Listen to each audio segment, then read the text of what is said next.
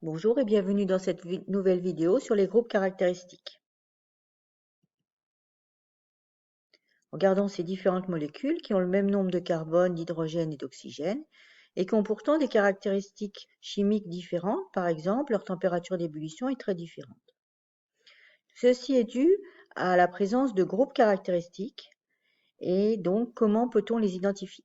Un groupe caractéristique est un groupement spécifique d'atomes qui ne contient pas uniquement des atomes de carbone et d'hydrogène. Prenons un exemple ici.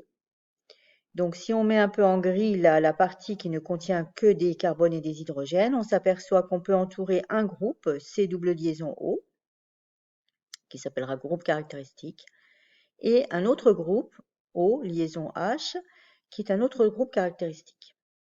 Nous allons voir qu'à chaque nom de groupe, on peut associer une famille. Alors, prenons d'abord comme exemple le groupe hydroxyle.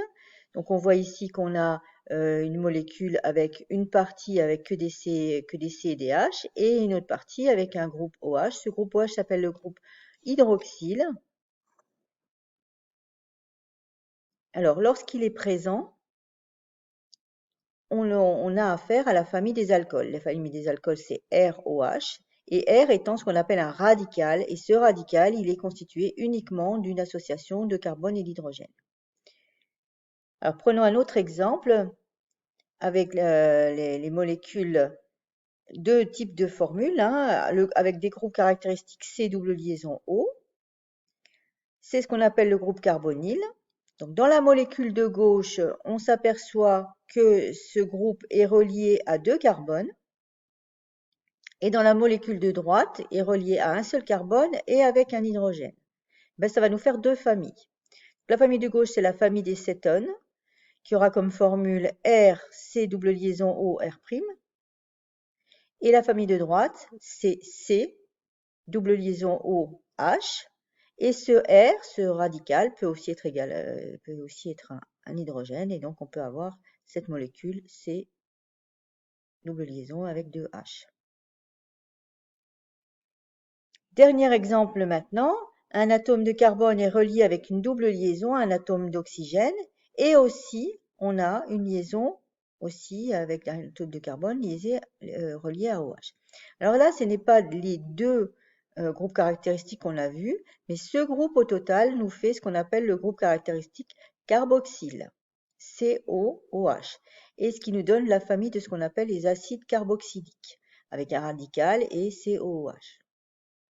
Attention, hein, ne confondez pas lorsque vous regardez les groupes caractéristiques, hein, faites bien attention, si vous rencontrez ce groupe caractéristique, avec l'autre groupe, il faut bien relier les deux parce que ça n'est pas du tout la même chose que deux groupes séparés.